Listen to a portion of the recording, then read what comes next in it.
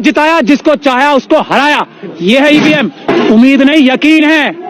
चुनाव सिर्फ और सिर्फ बैलेट पेपर से होगा, जिसमें जितनी ताकतें लगा ले। ये हमारी गुजारिश समझ ले या वार्निंग समझ ले या कुछ भी समझ ले। जो लोग ये कह रहे हैं कि जिस तरह से सुप्रीम कोर्ट के बड़े वकील ईवीएम को लेकर जंतर मंतर पर धरना दे रहे हैं और इस बात की काफी मांग कर रहे हैं कि ईवीएम हटाओ, देश बचाओ, 2024 का लोकसभा चुनाव कहीं ना कहीं बैलेट पेपर से होना चाहिए।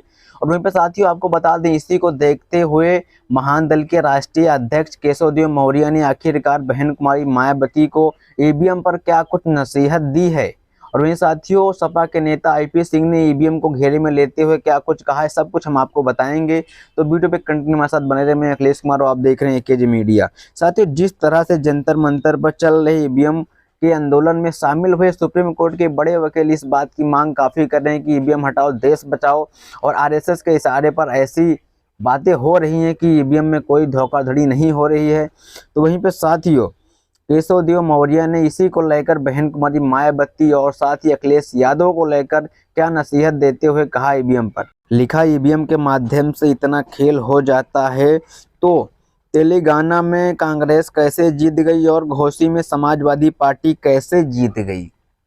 और आगे लिखते हैं, ईवीएम के बड़े बड़े आंदोलन करने वाले एक बार सपा बसपा सरकार में हुए विकास कार्य का गुणगान कर कर दिखाओ तो मैं मान जाऊं। दलित पिछड़े अल्पसंख्यकों को मनोबल गिराने के लिए आरएसएस के इशारे पर इस तरह के आंदोलन चलाए जा रहे हैं। इस तरह के आंदोलन इसलिए चलाए जाते हैं कि सपा बसपा जैसी मजबूत पार्टियों अपनी असली बीमारियों को ना जान पाएं और अपनी हर हार की समीक्षा करते समय असली कारण तक ना पहुंच पाएं, ईवीएम में ही फंसकर रह जाएं।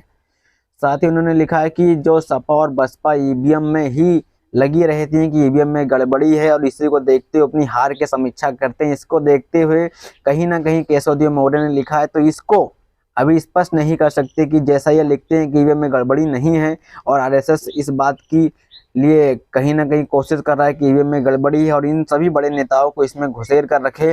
तो इसमें साथियों केशव देव मौर्य को देखते हुए कई बड़े ट्वीट किए हैं कि आपको ऐसी बात नहीं कहनी चाहिए थी कि ईवीएम में गड़बड़ी नहीं है। और वहीं पे साथियों आपको बताएं, आईपी सिंह जो कि सपा नेता है, उन्होंने अपने ट्विटर हैंडल एक्स से लिखा, उत्तर प्रदेश में मुख्य सचिव 2.5 वर्ष पूर्व रिटायर हो चुके हैं दुर्गा शंकर मिश्र को एक और बिस्तर मोदी सरकार ने दिया है जिससे चुनाव में बेईमानी करा सके। मैं इलेक्ट्रॉनिक कमिश्नर ऑफ इंडिया से अपील करता हूं कि इन्हें पद मुक्त करे जिससे यूपी में निष्पक्ष चुनाव संपन्न कराया जा सके। 2022 के विधानसभा चुनाव में बेईमानी जमकर हुई थी।